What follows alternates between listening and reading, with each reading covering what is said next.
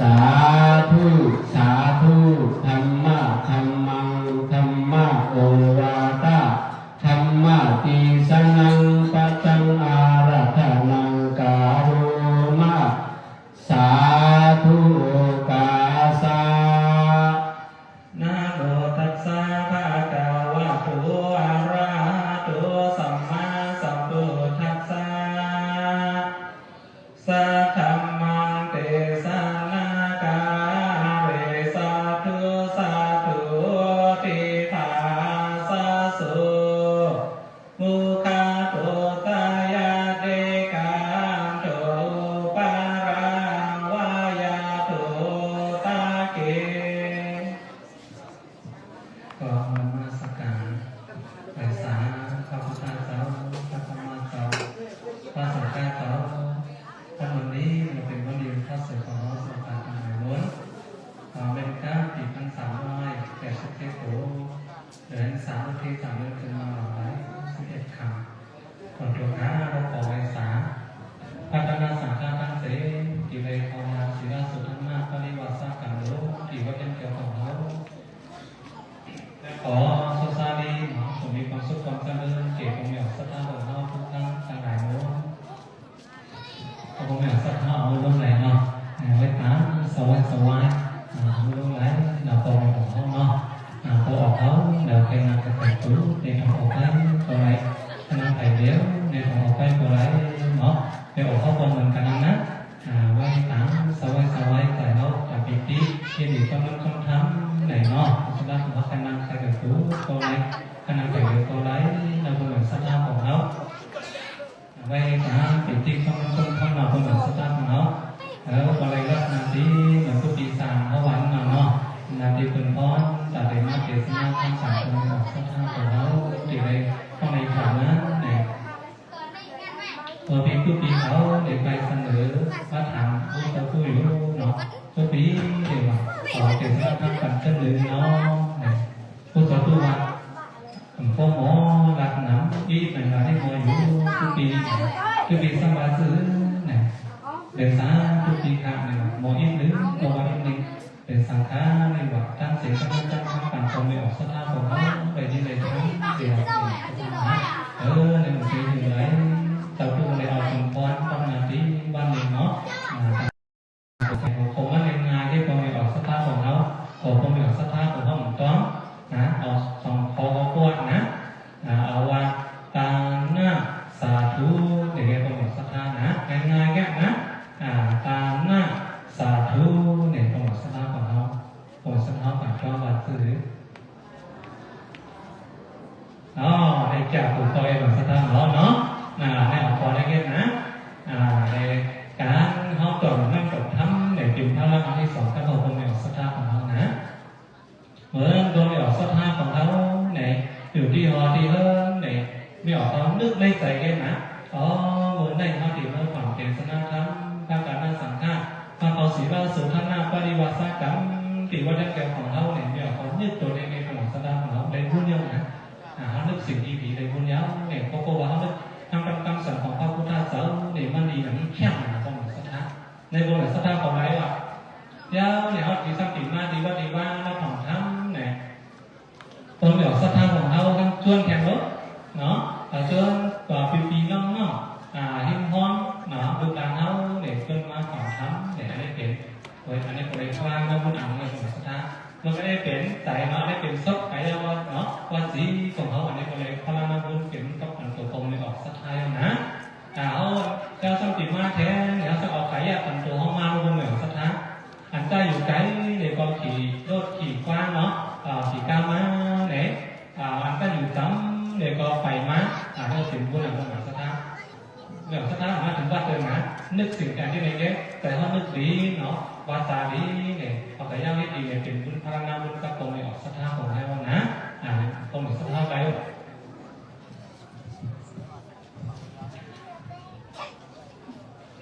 คุณรู้ตัวว่าในความแบบสถานของเขาเนี่ยเหมือนสถานของเรารับความใจกันเนาะทำทุกคนเนาะแต่ตั้งหน้าสาธุเนี่ยตรงแบบสถานของเขาเนี่ยในตั้งเนี่ยคุณมือกูวันเนาะมีอยู่สาธุนะ การเดินสาธุตัวแรก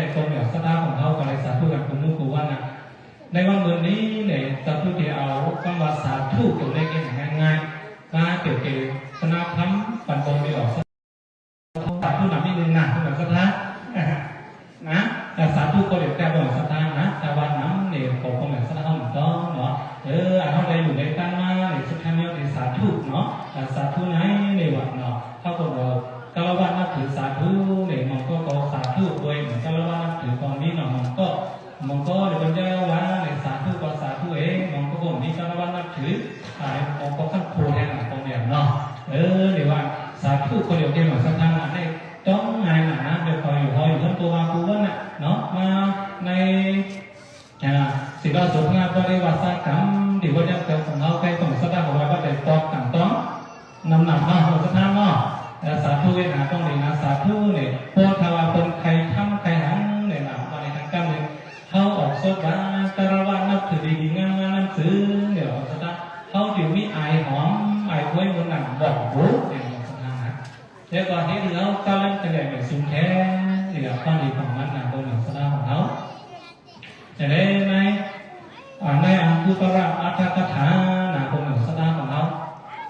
มีไว้อธิเปกก็หมายมันอธิไว้นั้นเราคนเหนือสตาของเราในสัทธกะอันนึงเนี่ยเตมาเอาเตสนาท่าหรือสาธุเลยกันนะคนเหนือสตาของเรา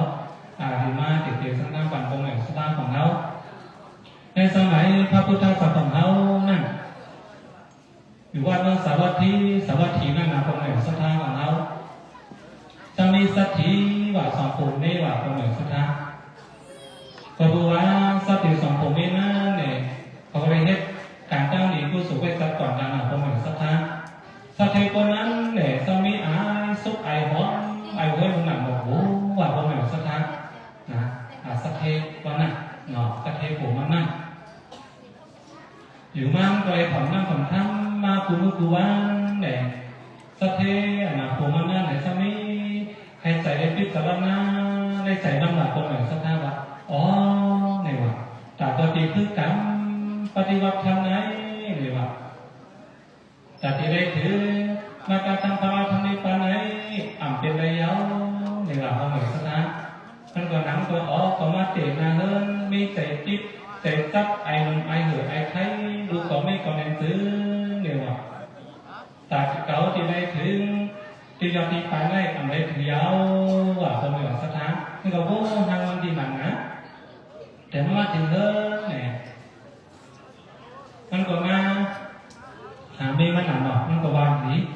เมย์ถ้าปีโอ้ยเดี๋ยวปีก็เมย์ถึงทำไหนผู้หาถึงทำไหนนี่ว่าก็ปืนไหนเนี่ยปีซ้ำใจกับเก็บทุกภาคเราแบบสถานนะตัวมันนั่นก็นั่นมันว่าทำเมย์มันเป็นสูก็แข่งป่าแข่งเป็นทุกภาคนั่งอยู่กับเขานั้นเฮ็ดเบสิได้เขากล่าวเดี๋ยวเขาว่าหางสูเดี๋ยวเขาเหมือนสถานไม่งั้นเนี่ยซ้ำรักแดนรักเซลไว้เราคนเหนือสถานของเขาเมื่อเราตอบผมมันขึ้นหลังเราผมมันดับหลังเราดังขึ้นนะโอ้ว่ะข้าเผยว่ะน้องก็ข้าปีเตี้ยเนี่ยว่ะก็เปิดอันเซนตั้งปีตีเมื่อไงเนี่ยว่ะเป็นเซนตั้งดีเซนตั้งข้าเสิร์ฟเป็นเซนตั้งแก้วเลยนอกก็ตั้งเฮตั้งแขนตั้งสี่ลายขาปีมันก็ว่าได้อย่างนะมันก็ทำได้เนาะมันก็ว่าข่าวว่าตอนปีเขาได้เกิดได้ทุกท่าหนังสือเนี่ยว่าปฏิบัติธรรมเนาะคือการปฏิบัติธรรมเนี่ยสังวาเอียดดูคำว่ายิ่งหนังสือว่าแค่ตอนปีเขาจากเทเรียนยินปันกู้สูงตั้งมีสิ่งกังขาเนี่ยว่านะผมอยากจะท้าสองทางนะมันก็สู้จ้อปันแทนผมอยากจะท้าของเขาแต่ว่าให้ตอนปีเขาเนี่ยว่าชอบพ่อเสรีแล้วเนี่ยว่าขึ้นไก่เทียบทุกท่าเราปฏิบัติธรรมทุกกันเลยถึงมาการทำภาวะทำในปานะเนี่ยผมอยากจะท้านะถ้าขอขอบคุณเนี่ยว่าผมสู้จ้อปัน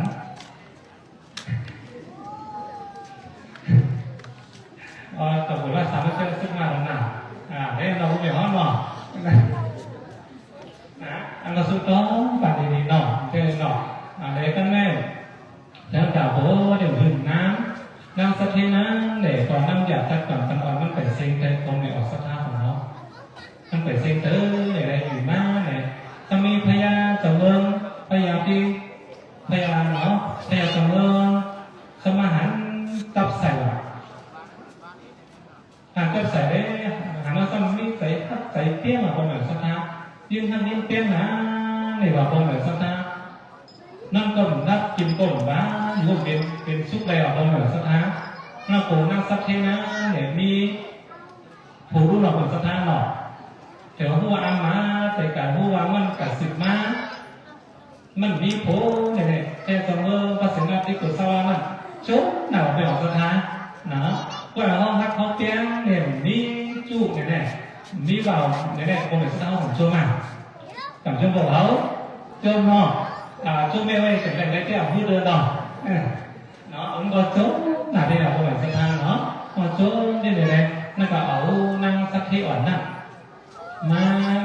cảnh tăngเป็นnăng để xíอยู่ในเมืองนั่นนะบ่สถานต่อมาแล้วเนี่ยซ้ำอยู่มาวันหนึ่งซ้ำมีใต้ก้อนหนึ่งมันหนาเนาะเอาหมอกบัวหมอกสถานของหมอกบัวปั้นไปตรงนู้นก็ไปตรงเรื่องหมอกบัวก็ทำหน้าหมอกสีน่ะหน้าหมอกสีน่ะก็เลยกินอยู่ด้วยตัวสถานนั่งสักทีก็ได้ซะเพราะว่าผู้สูงต่ำนี้นั่งนี้เนาะมันได้สองหลงหรอกตรงไหนสถานอันนั่งไหนสิเราต้องได้ก้นหลุดไหมก้นหลุดแค่แต่ว่านั่งสักทีไหนก็บอกว่าผู้สูงต่ำนี้มันนี่เลยมันได้สองหลงหรอกตรงไหนสถานแต่มันได้สองหลงเยอะเนี่ยมันสมาหนุนด้วยหลักหลงหนึ่งแต่มันหนุนด้วยเยอะเนี่ยมันต้องทุกใจใจผูกกับมันไว้เห็นนะทุกใจใจผูกกันกับเป็นทุกผ้านั่นแหละเนาะเป็นผ้านั้นเนี่ยมันหนุนด้วยเดี๋ยวผูกอันเก่านั้นอันเก่าเป็นทุกผ้านั้นเดี๋ยวความหรือหมอกบัวเนี่ยปรับคุณเห็นคุณเต๋อหลับเป็นสถานถูกผูกมันนั่นนะความหรือหมอกบัวเห็นคุณปรับคุณเต๋อเนี่ยแบบอยู่ที่ไหนสมัยว่าเป็นสถานนั่งสักทีสมัยว่าเป็นสถานถึงมาวนพิจารณาว่าถึงมาได้แข่งดุนึงเนี่ยก็ปูว่าผู้สุขก็ดีเลยก็เลยบอกผมว่าสมรู้เนี่ยสมรู้เนี่ยซื้อน้ำเราเป็นสถานมันเดี๋ยวมันอยู่ที่นั้นเนี่ยพยาตำเบอร์พยาเสนาที่เกิดซาลานั่น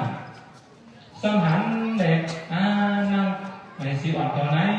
เนี่ยว่ามันเป็นสังเนี่ยว่ากำผูเอกำไฮเอกำยุ่เอก็คือสังในแต่มันมีสายเนี่ยพยาจะเมื่อตัวทำใส่ลูกหนอกเป็น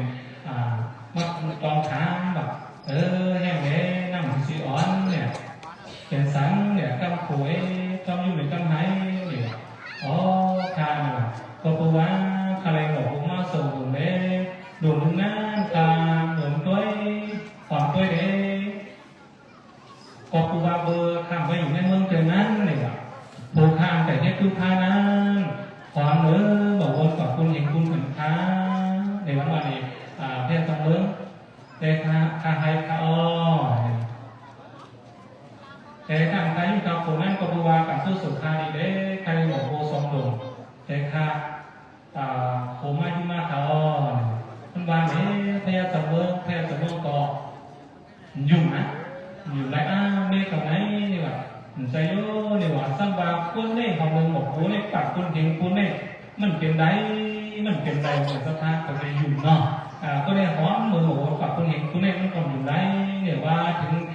2 ปอก 3 ปอกคนมันก็อยู่อ่ะประมาณสภาพของเรานะพยาจับเบิ้งน่ะพอทว่าจะห้องยุ่งเนี่ยก็พวกม้าเนี่ยจะเข้ากับนิมนต์พระพุทธเจ้ามาเลยที่พระคณะสังฆามาสันเขาไปมาสันเขาดีเรื่องเด้เนี่ยว่ามันก็หนองก็ว่าชื่อว่ามันอยู่ในรุ่นเนาะก็บอกว่านึกว่านั่งสักเทนั่นทุกแต่ไรผูกกับมันเตี้ยเดี๋ยวมันบาเต้ยอ่ำใจนั่งไหนสีกับนายนั่นน่ะเดี๋ยวผูกม้าเดี๋ยวมันก็อะไรกันนิมนต์เตี้ยคนหนึ่งสักฮะไปนิมนต์พระพุทธเจ้ามาแล้วเนี่ยก่อนก็มันนะหนึ่งก็ถามมันสักเทนั่นน่ะเราถามคนไหนเนี่ยว่าอันจะเป็นโพสุนันคนนั่นเนี่ยเห็นว่าได้นำเนาะตอนที่ใส่คนนั้นเนี่ยว่าก็แม่หนึ่งก็ว่าขอไปสาพุทธเจ้าว่าทาเจ้าสั่งเขาเย้าเนี่ยก็พระคณะสังฆาก็เมื่อไรเย้าค่ะคือไป ทุกภาคคือว่าอสุการนั้นไปกดเดี๋ยวไปอนุโมทนาเทศนาธรรมค้าในว่าพวกเหนือศรัทธาของเรานะ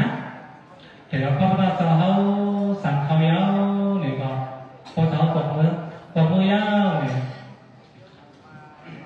ก็เลยนิมนต์ทุกภาคสุการนั้นเทศนาธรรมแบบพวกเหนือศรัทธาของเรานะเทศนาธรรมเนี่ยแต่ว่าเทศนาธรรมยาวเนี่ยแต่ว่าเทศนาธรรมสุดเนี่ยหอมhuy là hôm nay vâng cả tăng sĩ làm nay vâng cả tăng sĩ để nó chẳng đi dùng mà ông nào sát thaoของเขานะnó chẳng đi dùng vàพยายามจำลองน่ะแต่ว่าอยู่ยังก็จ้องปีที่จ้องทำเนาะจ้องทำที่ทุกภาสุการเทศนาธรรมเราก็ว่าอยู่ยังนับถือไม่ว่าไม่คนนี้คิดเป็ดก็รู้ว่าเตะเนี่ยมันก็จ้องมีมันก็กันสู้กันรับกันบ่เหมือนฝันมีมันคงเหนือสตาของเขาเราฝันนะฝันเลยเจ้าของมาถามทุกภาสุการนั่นว่าเป็นชื่อเลยไม่อายซบอายตัวหอมวัฒนาเนี่ยว่ามันก็มาเอาก็เฮ้ยหนังตะกอนผู้ใดอันกี่ผู้นั้นมีพระพุทธเจ้าใส่ก็เอาไปสาธรรมด้วยมันก็ไปกับไปสาธรรมเนาะแต่มันไว้เอาในวันหนึ่งมาเราไปกับไปสาธรรมพระพุทธเจ้าว่าพุทธเจ้าท้าเนี่ยว่าเมื่อพอผู้นั้นกระนิมนต์ทุกพระอสุการนั้นเทศนาธรรมเด้มันในหอมไว้หนังในเมืองขันในหอมกับมือค้าก็ตัวพระนี่ส่งของมันค้าเนี่ยปอกตัวเฮ้ยเนี่ยว่าก็ตัวว่าอสุการไหนเนี่ยว่าเมื่อจับจับวันนั้นมาในความธรรมะเทศนาธรรมเด้มันมีความกระว่านับถือสาธุพอเดี๋ยวไปบอกโบเนี่ยอันนี้เป็นพระราในสมบัติมันสุดไอของมันเว้ยมันหนักของโบนั่นน่ะเดี๋ยวเขานะได้อันที่สมบัติของเขาเนี่ยก็ได้เข้าใจกันดีพระราชเขาก็ได้ว่าเดี๋ยวจะทำแบบนั้นเดี๋ยวว่าคนเหนือสตาของเขาแน่เลยสาธุเนี่ยของสตาของสั่งต่อเสร็จพระราในสมบัติก็แน่เขาไปแล้วเนาะสาธุนะแต่ถ้าพวกเราสักท่อนต้องตามหน้าสาธุเนี่ยก็ต้องสาธุกับพวกเราสักท่านนะสาธุอันสาธุกูมือกูวันไหนเนี่ยทุกเดียวว่าเดี๋ยวไปถ้าเราวันนับถือสาธุเดี๋ยวงานง่ายเดี๋ยวเขามีซุกหอมโค้ยหนอง่ายๆก็เหมือนสักท่านอยากสาธุอย่างเงี้ยเนาะมันอยากนะให้มีซุกหอมโค้ยมันหนังโหเดียวก็ฮิตเขาจะเลื่อนเป็นแบบเหมือนสุนแท้เนี่ยของหลวงสตาของเขานะอันนี้ว่าเขาในสารว่าด้วยสารตะกะทุกภายสุภาพได้เขาก็บอกอะไรอยากเนาะแล้วในสิ่งน้ำอดน้ำหอมของหลวงสตาขยะตอนโตก็ได้สิทธิ์ได้งานนะของหลวงสตาของเขาเนี่ยแค่ว่าเดินสาธุคือของหลวงสตาเขาใจเนาะแต่ง่ายๆเนี่ยที่ว่าคือแทนลายอยู่ในหลวงสตาในตัวของพวกวันน้ำในที่ว่าในแทงโมทั้งต้นยังหรือในเวลามันมีอยู่นะโหแทงโมทั้งนั้นเนี่ยคนมาไว้ข้าเจ้า3 จุ้มแบบหลวงสตาในบางไงกันนะมันก็ได้ตามหน้าสาธุเนี่ยเรื่องสาธุในหลวงสตาของใจเราพระราในสมาเนี่ยแทงคอหัวก้อนไงเนี่ยคนมาไว้ข้าเจ้า3 จุ้มแบบหลวงสตาเราจะต้องมาไว้เนาะคน3 จุ้มมาไว้ข้าเจ้าแบบเราจะหลวงสตาคน3 จุ้มมาไว้พระเจ้าในวันยังไงเป็นสถานนะแล้วก็เป็นสาธุในพระที่สมบูรณ์เนาะอันนี้คนไว้พระเจ้า3 จุ้มแบบจุ้มทีนึงนะเนี่ยเมื่อพระราชาเขาอยู่ที่วัดวิรุวันนะเมื่อ3 นะเมื่อสวัสดินาเนี่ยถึงผู้จุ้มนึงว่าคนแบบสถานมาเดินตามไต่ตามมาว่าคนสถานก็ได้มาถึงวันหมดอันนี้เนี่ยก็มีพอไม่ออกสถาเขาในนิมนต์แบบหนึ่งสถาในนิมนต์มาเจ้าค่ะเนี่ยว่านิมนต์มาพักผ่อนเรื่องเฮือจีสุขอ่อนได้เกิดข้าเนี่ยว่าในกระมองมันเขาไปมาย่างหนอมาเย้าเนี่ยมันก็ประมาณผ่อนนั่งผ่อนทั้งมันก็ปล่อยให้เขาพักอาหารมาตั้งผิดคู่ของนั่นเนี่ยถือว่าก็ได้เขาพักนั่นเนาะซ้ำเดิมดีเลยเนี่ยให้ซ้ำผูกแบบสถาผูกโมยเอาเนี่ยออกให้ใหม่สุขอ่อนนั่นคงเหมือนสถา ตีซุ่มนั่นซ้ำนี้ห่วยมออันเป็นเครื่องไว้อันนึงว่าผมเหมือนสักพักนะเห็นว่าเราผิวกับเอาแค่ไม้ซุ่มเลยเลยห่วยอันเป็นเครื่องม้วนผิวขึ้นเก่าผิวขึ้นเก่าเนี่ยซ้ำนี้กำลังตัวนึงว่าผมเหมือนสักพักตั้งวินมาพาใส่ซุปใส่ซ้ำเอาตุ๊กตาเปียทีซุ่มหวานกลางวันนั้นว่าผมเหมือนสักพักเดี๋ยวผิวเขานั่นหันว่าอ๋อตรงเป็นซื่อเลยใส่กันว่าสาเหตุสังว่ากำลังตัวไหนมาจุกมาผ่าใส่วงเผยให้ได้ตายเป็นไหนก็เปิดสาเหตุสังเลยเขาทำใส่จุ่มดิบเนี่ยพอดิบเมื่อไว้สาพระพุทธเจ้าเกิดน่ะวันหลวงสัทธาจุ่มดิบนะมาจุ่มที่สองเนาะสั่งคำสั่งจุ่มเอาไว้พระเจ้าเนาะจุ่มที่สองซ้ำเนี่ยขอเดินกลางมาขี่เฮือสร้างพ่อแบบหลวงสัทธาถามว่าถึงเฮือสร้างพ่อยาวเนี่ยมาถึงตีกลางเมืองนั่นเฮือสร้างพ่อหรือว่าสร้างเมื่อแบบหลวงสัทธาต้องคิดไว้กลางเมืองนั่นนะเนี่ยว่าหลวงสัทธาที่สุดก่อนเมื่อกันไหน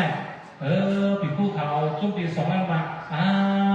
ถ้าเป็นที่ไหนไม่อ่านไปเยอะเนี่ยว่าเขาดีตายจุดเฮือกันใส่ใจชีวิตสิ่งโบราณปีตายการโบราณอ่านได้เนี่ยเขาต้องเด็กก้นอ่านดีออกจากก้อนนึงเนี่ยว่าเขาดีเด็กซื้อเนี่ยเขาจกไม่เอาเนี่ยนะปีผู้เขานั่นเขาจกไม่เอาเนาะเนี่ยว่าเดี๋ยวจกไม่กันไหนเดี๋ยวสกัดยามไม่ก้นพอคือสังพอหรือไม่ที่เราบอกว่าสักท้าโจ๊กสามต้องแบบยามนี้ก้นเหล่านี้ก็อย่างยามไม่ก้นพอคือสังพอหรือไม่ที่ว่าเรื่องใดก็เลยเอาไม่คืออันเจ้าเธอสังพอหรือนั่นเลยมีอุ้มเลยก่อนมีสายไม้มัดกอดนางก็เอาพุทธนั่งลงเหมือนสักท้ามันก็เอาสักมากินเหมือนสักท้าของเขานะไม่กินเอามันตายไปเหมือนสักท้าชุดที่สองนะตั้งติดคู่ยาหานทั้ง7ตัวจุ่มที่3นั้นเนี่ย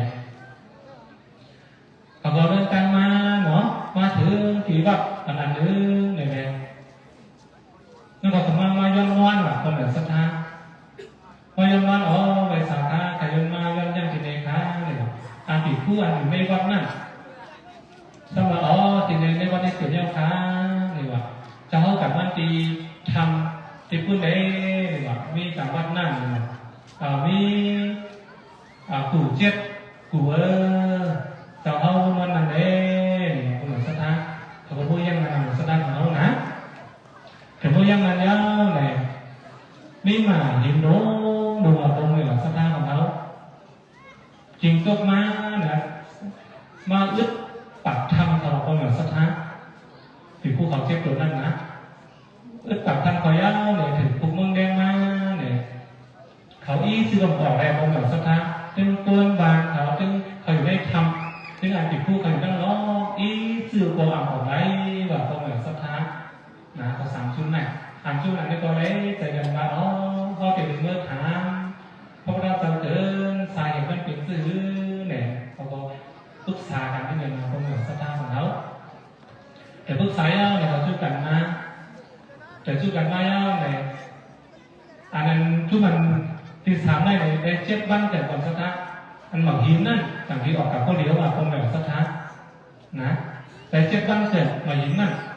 ออกกับข้อเดียวมันคนแบบสัทธาของเขา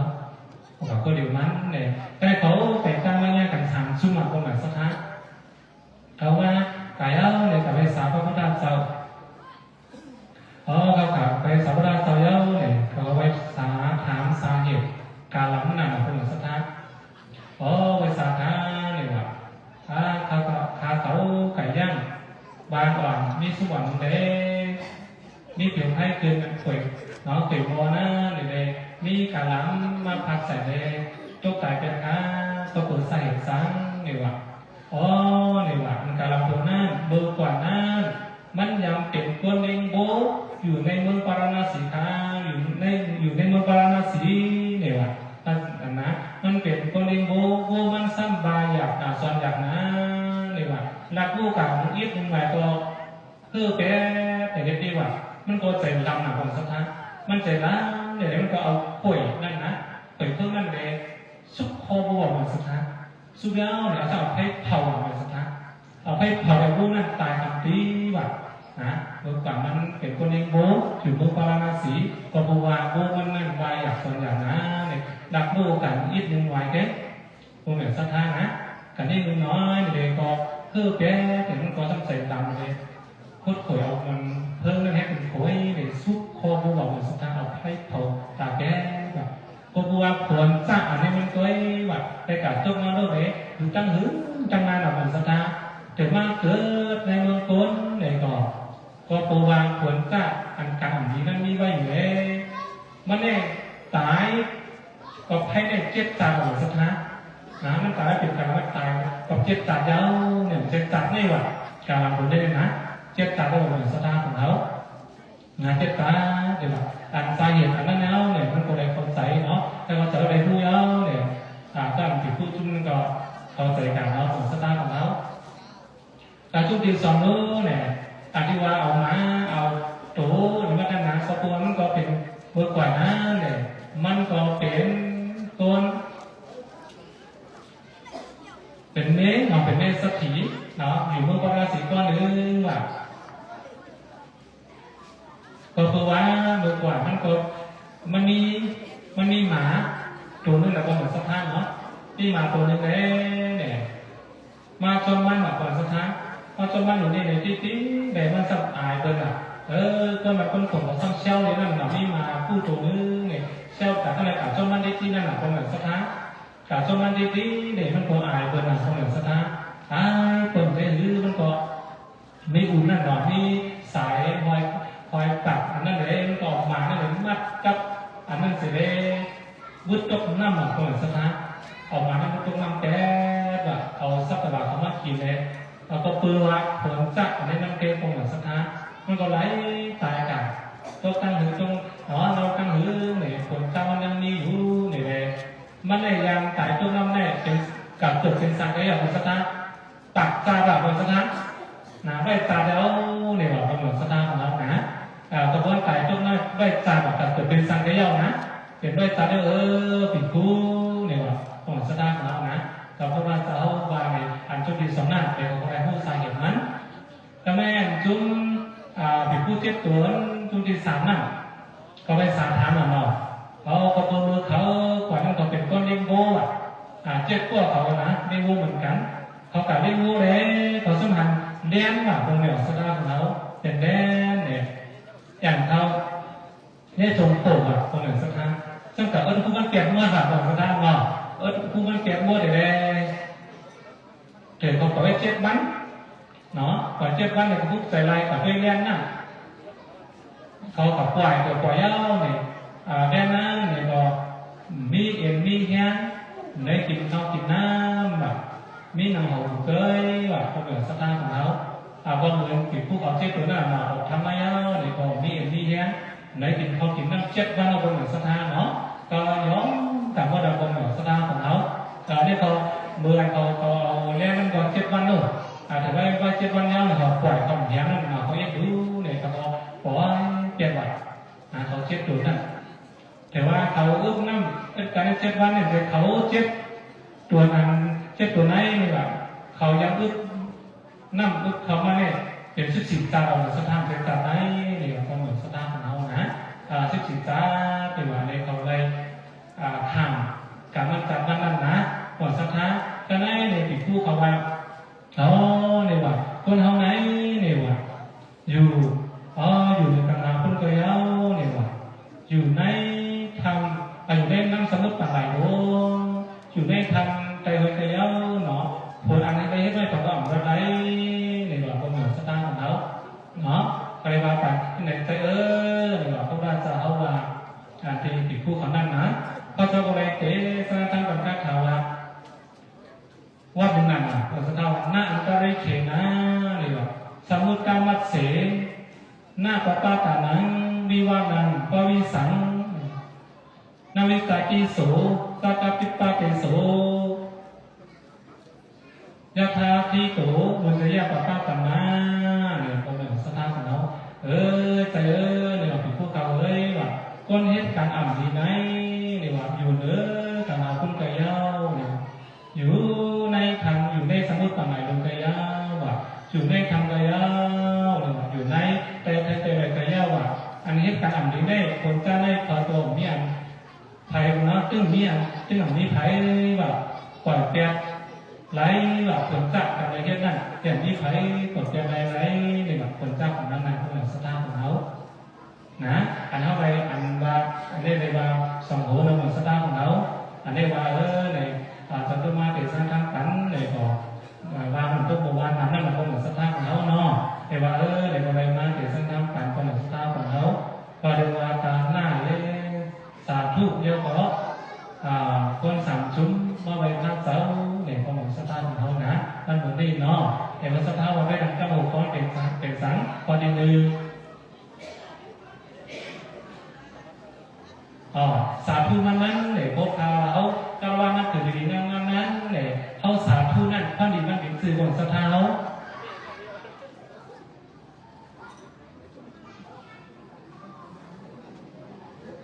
แก่ตัวก่อนของสถาเนี่ยเอางานด้วยเนาะนะไอ้โม้ยมันหนักหมูแบบของสถาที่เธอเขาเจ้าเล่นเป็นใหญ่ในซุ้มแทงแบบของสถานะสรุปกันของสถาตัวเองเลยเนาะนี่เขาสาธุปูว่านะเนาะ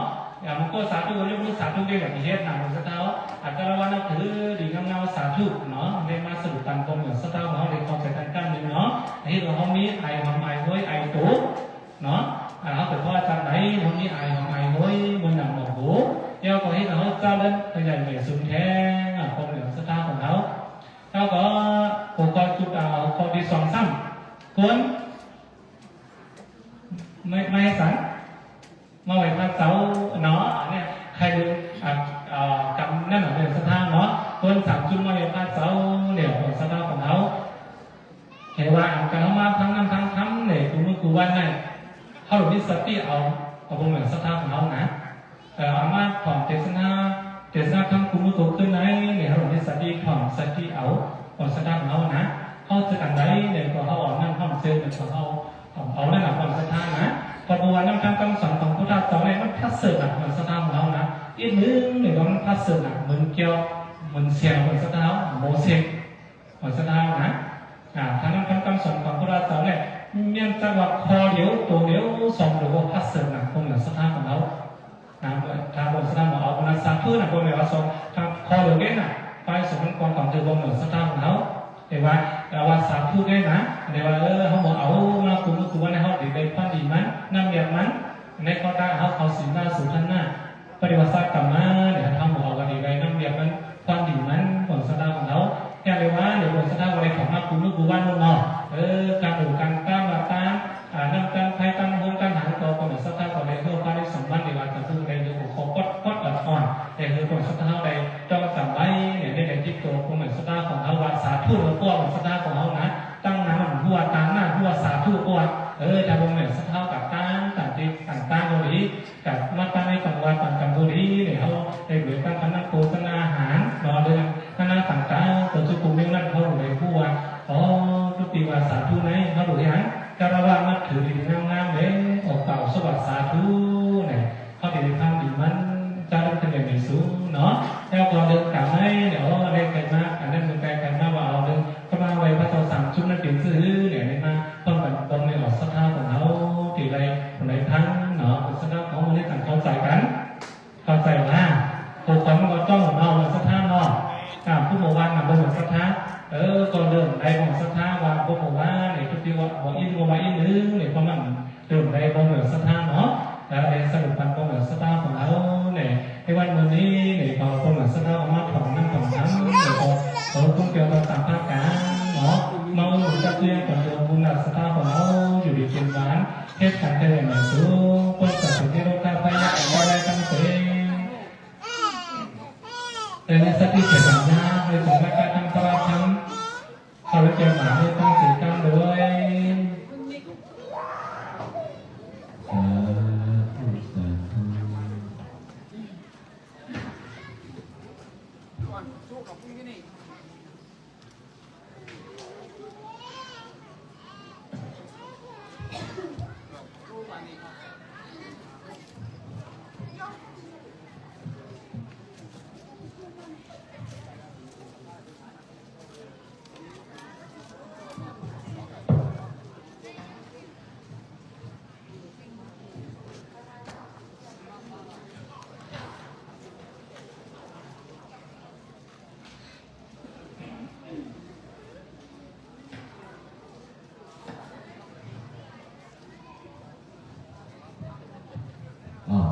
สตาตันสิทนะเกิดเป็นสมมติรู้สิ่งที่เขาสุขุมสุขเปิดค่ะสาธุสาธุพุทธรัตนังธัมมารัตนังสังฆรัตนังกายกัมมังวจีกัมมังมโนกัมมังสัญจิตาอาสัญจิตาอาติตาตุสังปัจจุปันนาตุสัง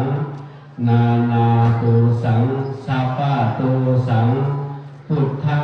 ธัมมะสังโฆขมัทธานุพันติพุทธารัตนังธัมมารัตนังสังฆารัตนังกายกัมมังวจีกัมมังมโนกัมมังสันติตาอาสันติตาอาติตาตุสังปัจจุกัมนาตุสังนานาตุสังสัพพังสัพพะตุสังตุเอขมามิโหขมามิคัมิตาปังสัพพิติโยวิวัตตันตุสัพพะโรโควินาศตุมาเตภวะตวันตรายโยสุขิติกายุโกภวะอภิวาทนาสิริสานิจังมุทธาปัสสายโนตัตตาโรธัมมาปัฏฐันติอายุวันโนสุขังปาลังสาธุสาธุสาธุท่านเป็นต้องคิดเอาไว้ก่อนสัทธาธรรมแปลว่าเกียรติการที่นาวิหารปัตเตกอะไรกันสัทธา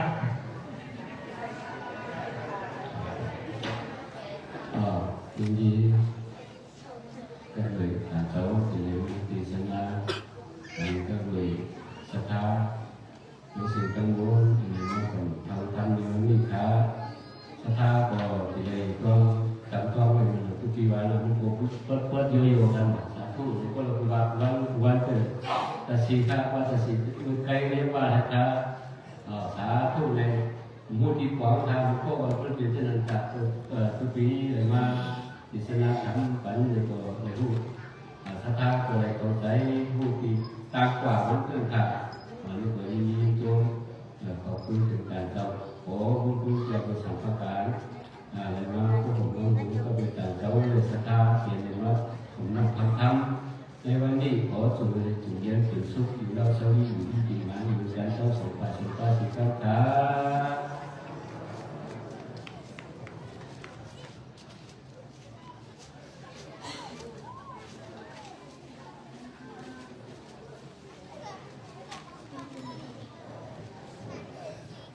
เดี๋ยวพวกเราวิญญาณมากันสาธุเนี่ยเลยผู้ที่บอกว่าเราเนี่ยสาเนี่ยต้องพูดจนผมก็พูดในกลายเป็นหมาทำด้วยประเด็นที่ทราบตอนนี้เราพอสาในกลายเป็นหมาต้องมีทู่จนพุทธศาสนาจิลังพุทธาตุพุทธศา